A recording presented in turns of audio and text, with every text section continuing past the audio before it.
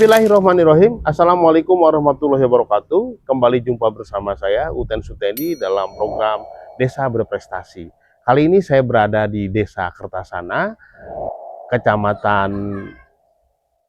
Pagelaran, Kabupaten Pandeglang. Memang agak jauh perjalanan saya tadi ke sini, tapi sungguh menyenangkan. Saya akhirnya sampai juga di tempatnya Pak Kades Kertasana, Bapak Uhad. Ki Uhad saya menyebutnya ya, Ki Uhad ya. Beliau adalah seorang tokoh masyarakat, selain sebagai kepala desa juga tokoh masyarakat yang sangat dihormati di wilayah ini. Nah, kita akan ngobrol-ngobrol tentang perkembangan desa Kertasana dan juga profil Pak Kades yang sangat populer di kampung ini dan di kecamatan ini.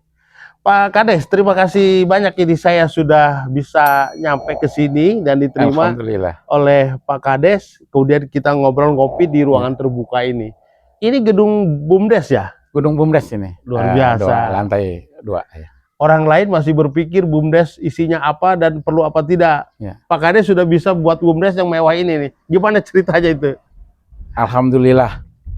Jadi memang badan usaha milik desa ini yang memang sesungguhnya menjadi program pemerintah juga ya, karena tercantum dalam undang-undang desa.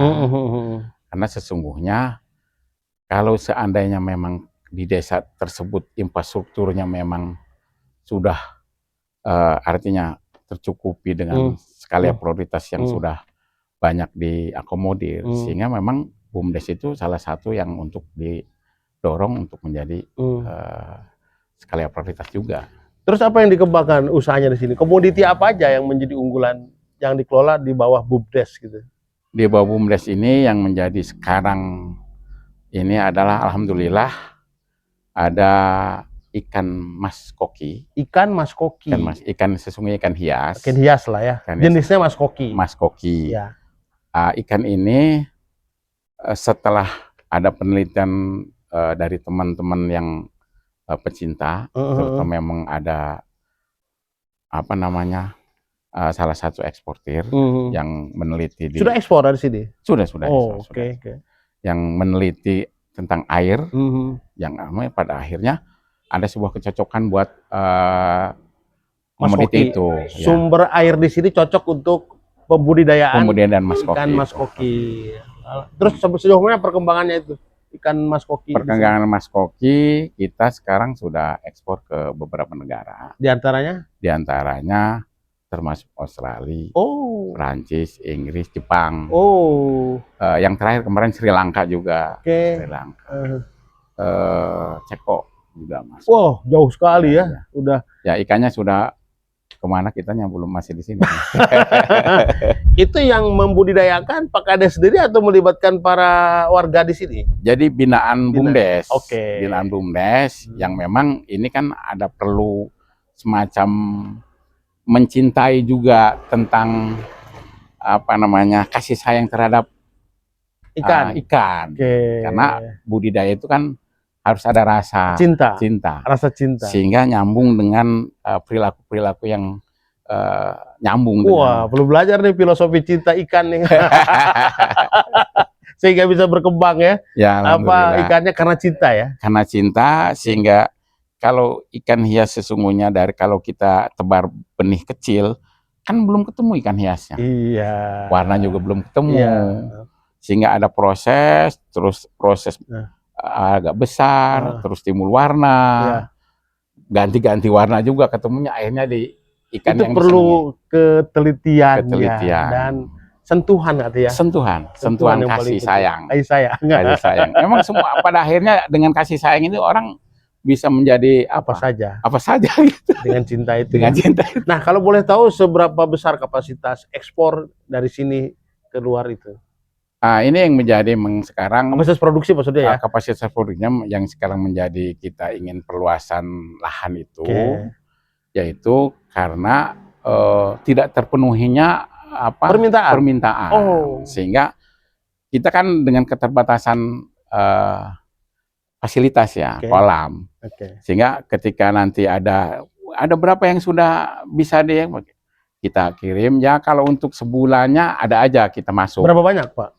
Sekitar antar per bulan itu 3.000 4.000 yang boleh masuk. 3.000 ekor ya. Karena keterbatasan kolam ya. Anakan apa sudah menjadi hias ya? Sudah hias. Ya, sudah bisa untuk dikatakan ikan hias. Ikan hias ya. Artinya sudah bisa bukan di akuarium ya, rumah tangga ya. Jadi untuk yang ikan hias yang kita bisa ekspor sekitar mendekati 1,5 bulan udah bisa. Ukurannya 5-6 cm. 5-6 cm ya. Gitu. Ada yang besar juga, beda lagi. Oke, itu ikan hias yang menjadi ikon atau komoditi unggulan sini ya. Selain ikan hias apa? Nah, selain ikan hias di sini juga kita karena sesuai dengan ketahanan pangan ya. Program pemerintah, kita juga harus tetap mendukung dan juga untuk ketahanan pangan wilayah kita sendiri juga ikan lele juga masuk karena perlakuannya lebih gampang dibanding ikan mas koki. Tanpa harus mengurangi cinta tadi ya? Ya sebenarnya ada semacam, kalau ikan lele kan semua juga bisa sebenarnya. Semua bisa? Semua bisa. Ya tapi artinya kalau dari jenis ikan ke ikan yang lain itu lebih gampang ya? Nggak terlalu jauh loncatannya ya? Gitu. Jadi ikan ya yang menjadi fokus BUMDes Pak Kades di sini ya? Gitu. Tapi kan saya lihat tadi datang ke sini banyak lahan-lahan hijau pertanian masih sangat subur sekali. Nah, lahan untuk pertanian malah desa kita jumlahnya 123,6 hektar. Dan ini juga menjadi ketangguhan ketahanan pangan ya. Bahkan kita mungkin surplus untuk desa kita. Padi ya? Padi. Surplus ya? Surplus. Jadi 123 hektar itu kita udah surplus. Jadi warga tuh jarang beli ya? Warga jarang beli. Jadi dari hasil panen ya, hasil produksi. Itu luar biasa ini. Nah, ini saya lihat ada bangunan mau dibuat apa rencananya Pak Kades ini? Konsepnya apa nih? Jadi bangunan yang sekarang ini BUMDes, bangunan ini untuk di bawahnya itu semacam kayak gudang, gudang ketahanan pangan. Karena ketahanan pangan juga di sini mungkin rencananya ada toko desa. Iya. Toko desa. Toko desa. Memang pas seiring dengan koperasi kota saya udah mau buat, bahkan ini udah kita jadi sebelum tercetus pikiran akan ada koperasi desa, Pak Kades sudah pengen bikin toko desa. Wah, lebih maju selangkah itu dari menteri itu. Artinya bahwa seiring, wah tepat sekali gitu kan. Artinya orang lain tuh, saya keliling ke desa-desa, masih banyak kepala desa yang berpikir tentang perlu tidaknya BUMDes, masih berdebat ke koperasi apa perlu tidaknya dan apa usahanya segala macam. Pak Kades sudah berjalan. Alhamdulillah ini udah tiang-tiangnya berdiri ya. Tinggal kita mungkin dilanjutkan ya di tahun ini kayaknya. 2 lantai sama. Jadi ngebentuk U nih. Iya. Apa sih yang membuat Pak Kades, saya lihat enjoy sekali gitu memimpin desa ini? Apa sih motifnya memimpin desa? Sampai kan saya dengar terakhir ini menjabat ketua Abdesi provinsi ya? Ya, alhamdulillah. Apa pandangan Pak Kades terhadap desa-desa ya di Indonesia dan di Banten ini? Saya mengucapkan alhamdulillah saya jadi kepala desa yang berturut-turut 3 periode. 3 periode. Wah, luar biasa. Ditambah lagi dengan revisi undang-undang kemarin 2 tahun ya. Jadi 3 periode ditambah 2 tahun. Bonus. Jadi bonus. Jadi memang kita ini ada sebuah pengabdian khusus terhadap masyarakat kita. Karena kita kan masyarakat sini, kalau kita sudah menjadi kepercayaan, ke siapa lagi? Kalau bukan pasti ke kita. Sehingga terlepas itu masalah kita hasil pemilihan, karena hasil pemilihan itu kan berbeda, ada pro dan kontra. Namun di situ setelah kita lepas dari pemilihan itu menjadi warga kita sendiri, dan semua tidak ada, harus kita akomodir. Jadi apa namanya ya, kebesaran lah, kebesaran hati, dan akhirnya dengan 3 periode ini kebesaran hatinya bertambah terus, besar hatinya kan gitu. Dan rasa syukurnya ya. Rasa syukurnya, sehingga ya alhamdulillah teman-teman seprovinsi mempercayai kita untuk jadi ketua Abdesi Provinsi Banten. Dan mungkin alhamdulillah teman-teman ya semua mengatakan ya kita bersyukurlah. Sampai menteri kemarin saya baca di media datang ke sini ya. Alhamdulillah. Ada berapa menteri? Hari Kamis itu ada Pak Menko, Menteri Operasi. Pak Menko. Pak Jul. Oh, Jul, Pak Mendes, ya. Pak Menteri Kelautan, KKP, Pak Sakti ya, Tringono, Wamendag, dengan Wamendes. Alhamdulillah datang ke desa kita. Saya juga ucapkan terima kasih atas kehadirannya. Dalam rangka apa itu? Dalam rangka satu adalah peluncuran percepatan pembentukan Kopdes Merah Putih Sebanten di Desa Kertasana, Kecamatan Kabupaten Pandeglang. Kedua meninjau ini juga pencanangan desa ekspor yang tadi. Desa ekspor ikan hias itu Provinsi Banten sebagai percontohan. Oke. Jadi 3 menteri ya sekaligus datang ke sini. Menteri itu yang minta, bukan Pak Kades. Jadi rencana kita memang acaranya di provinsi, karena kita skupnya kan ketua Abdesi provinsi lah. Iya. Rencana ternyata Pak Mendes, jangan di provinsi, kita di desa aja, karena kita lebih pada posisinya potensi apa yang kita lihat di desa gitu. Iya, Pak Kades itu ketokohannya kental sekali ya di desa ini saya lihat, dan di lingkungan Abdesi saya yang sering dengar pembicaraan kawan-kawan Abdesi sering menyebut Ki Uhad, disebutnya saya menyebutnya Ki Uhad ya. Sebetulnya motifnya apa sih Ki sampai Ki itu merasa betul-betul menikmati betul menjadi kepala desa itu dan menggerakkan para kepala desa gitu dengan lewat Abdesi? Ya, menikmati kepala desa itu karena ada sebuah kepercayaan dari masyarakat juga. Sehingga kita masih menjadi kepala desa sampai saat ini. Kan pasti ada sesuatu sehingga dipercaya. Ya, satu adalah mungkin sudah menjadi ketentuan Allah juga ya. Kedua mungkin ada hal yang mungkin yang kita bisa lakukan ini keterima lah oleh masyarakat. Misalnya apa yang dilakukan oleh Pak Kades yang bisa diterima oleh masyarakat? Yang salah satu dari mulai pertama sampai sekarang ini pelayanan satu rupiah pun tidak ada yang kita. Pelayanan satu rupiah pun tidak dipungut dan tidak boleh ke aparatur. Jadi tidak ada. Itu dia. Bahkan itu sejak Pak Kades jadi pertama tidak ada, nggak boleh. Ya. Buat KTP nggak bayar. Ada. Buat akte segala macam nggak ada. Walaupun diselipkan gitu. Bahkan akte kelahiran itu kita pernah dibuat di desa kita 2 kali, dari Dicukcapil kita undang untuk buat di sini lebih. Jadi akhirnya masyarakat tidak perlu ke kabupaten. Dan staf-staf desa mengerti itu. Ya mengerti, karena di awal udah diceritakan kalau mau mencari uang jangan di desa. Iya. Kalau untuk mencari kesenangan pengabdian, happy dengan masyarakat. Dan itu menjadi barokah. Iya.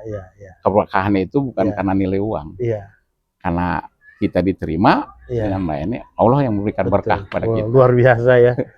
Nah, dengan penerimaan yang luar biasa itu ya, pasti juga desa ini saya dengar pernah juga meraih beberapa prestasi ya. Itu prestasi apa aja pernah diraih? Kalau sesungguhnya kalau prestasi sih kita nggak banyak ikut juga di kegiatan lomba ya. Karena banyak kita itu kepada pelayanan aja. Pelayanan. Nah, prestasi yang sekarang ini di periode ketiganya itu kita alhamdulillah yaitu ikan masuknya yang sudah menjadi ekspor. Jadi ekspor dan ikon, dan itu mendapatkan reward dari pemerintah provinsi dan gubernur datang kemarin sampai menteri datang ke sini gitu. Itu yang menurut saya perlu dijaga. Perlu dilestarikan karena banyak desa-desa lain masih mencari identitas gitu loh. bahasa bisnisnya membangun brand itu apa gitu. Kan seharusnya kan sebuah desa itu punya identity ya. Identitasnya apa? Nah, Pak Kades sudah memiliki identitas itu, punya brand itu gitu loh. Dan karena memang jadi sebuah tantangan sebagai ketua apresiasi provinsi, apa yang menjadi harus kita contoh ikonnya, ternyata contoh. Alhamdulillah timbullah dari potensi air yang bagus, yang sehingga cocok dengan Mas Koki, dan sehingga ada market yang kita ini bisa lanjut. Gini Ki, kan dana desa ini sering dikritik orang ya. Kemarin-kemarin tuh pemberitaan di sosial media, para kepala desa banyak dibully karena persoalan hanya 1-2 orang yang melanggar penggunaan dana desa gitu. Dana desa di sini aman. Alhamdulillah, kita setiap tahun kan model APBD 2025 tercantum. Terus realisasi 2024-nya. Jadi setiap tahun kita begitu tercantum. Terbuka ya. Terbuka untuk publik ya. Publik. Gitu. Berapa dapat dana desa di sini? Di sini di tahun ini alhamdulillah saya meningkat jadi 810 juta. Kok kecil? Kecil ya. Nggak nyampe 1 miliar? Nggak nyampe. Awalnya ya di antara. Kenapa bisa kecil gitu? 700. Dari jumlah penduduk juga kita. Di Tangerang ada yang sampai 5 loh, Ki. 5M ya? Iya. Karena kepadatan itu mungkin. Karena jumlah penduduk kepadatan juga. Padahal penduduknya kayak juga. Kalau saya 800. Ini ngitungnya gimana gitu ya? Harusnya desa-desa semacam ini lebih banyak. Harusnya ya. Karena lebih banyak potensi yang harus dikembangkan gitu kan? Iya. Bukan desa yang padat penduduk kemudian penduduknya itu warga komplek kayak gitu. Menurut saya itu ada koreksi di Kades. Jadi kita ya mengalir aja, kita terima kan gitu. Bahkan kalau kita sudah nanti perluasan dengan ikan mas koki dan ketahanan pangan lain, ada tanah desa yang nanti kita turun ke sana. Ada yang kita akan buat kolam, kita 2,5 hektar. Dan itu saya meyakinkan 1 tahun 2 tahun kemudian PADES-nya akan bertambah dan bisa untuk membangun dengan hasil PADES-nya itu. Kalau dana desa yang 800 sekian itu apa prioritasnya di sini? Sekarang yang prioritas itu memang tetap aja bahwa sesuai dengan Juklak Kemenes Juklak. Jadi infrastruktur. Kemiskinan ekstrim 15%, ketahanan pangan 20%, terus juga stunting, apa yang menjadi skala prioritas dan untuk menjaga stabilan di desa. Ya, itu karena ada juklaknya ya. Ada juklaknya. Misalnya, kenapa dana desa itu nggak dialokasikan juga untuk pengembangan ikan hias itu? Ada di BUMDes. Di BUMDes. Artinya prosentasenya dari dana itu diperbesar ke sana. Ada 20%. 20% gitu ya. Ada 20%. Untuk ternak gitu ya. Keuhan, ada pesan-pesan mungkin buat kepala desa, para kepala desa sebanten ya, tentang perlunya bagaimana kiat membangun desa yang bisa survival, bisa diterima oleh masyarakat, dan bagaimana juga cara menikmati kita menjadi kepala desa seperti yang Ki Uhad rasakan dan laksanakan. Kalau berbicara alhamdulillah menikmati itu kan sebuah dalam diri ya, rasa syukur ya, rasa syukur kita bisa bekerja di tengah-tengah masyarakat yang alhamdulillah kalau secara kedinasan bahwa kita punya kewajiban secara kedinasan. Tapi untuk cara bahwa kita menjadi pemimpin di desa itu bahwa kita ada sebuah memberikan contoh. Kalau kita secara kepemimpinan di desa. Kalau di masyarakat kan anggaplah kita ini pemimpinnya kan. Ya itu contoh-contoh yang kita lakukan. Sehingga dengan apa yang kita lakukan sehingga ya periodisasi itu walaupun memang selalu tetap ada demokrasi pemilihan, tapi kita tetap lulus. Karena Lulus. contoh tadi Dan ada permohonan dari masyarakat untuk dilanjut gitu. Jadi bukan menginginkan, tapi diinginkan oleh masyarakat. Kalau menginginkan nggak bisa gitu. Kalau menginginkan pasti konsumtif tuh, pasti mahal. Berat. Jadi diinginkan itu bisa murah, ya, secara nominalnya. Gitu. Jadi apapun masalahnya di demokrasinya, ketika kita diinginkan itu ada start awal yang mudah. Iya. Ada start awal yang mudah gitu. Makasih banyak Ki Uhadi. Saya sudah bisa bertemu, bersilaturahmi dan diterima dengan sangat asik di tempat ini. Alhamdulillah. Mudah-mudahan bermanfaat obrolan kita. Amin. Alhamdulillah. Saya juga mengucapkan terima kasih atas kehadirannya, dan alhamdulillah ya ini agak jauh juga dari kabupaten, tapi ada yang lebih jauh juga. Kan gitu. Baik pemirsa dimanapun berada, demikian obrolan saya dengan Pak Kepala Desa Ki Uhadi, Desa Kertasana, Kecamatan Pagelaran, Kabupaten Pandeglang. Sebuah pesan dan obrolan yang sangat bermakna dari Pak Uhadi, bahwa para pemimpin dimanapun, level apapun, termasuk dan terutama kepala desa, yang paling penting itu adalah memberi contoh yang baik dengan kerja keras dan karya nyata, sehingga pemilihan dalam bentuk demokrasi apapun itu akan dilalui dengan mudah. Terima kasih, sampai jumpa lagi bersama saya Uten Sutendi. Assalamualaikum warahmatullahi wabarakatuh. Waalaikumsalam warahmatullahi wabarakatuh. Terima kasih, Wadet.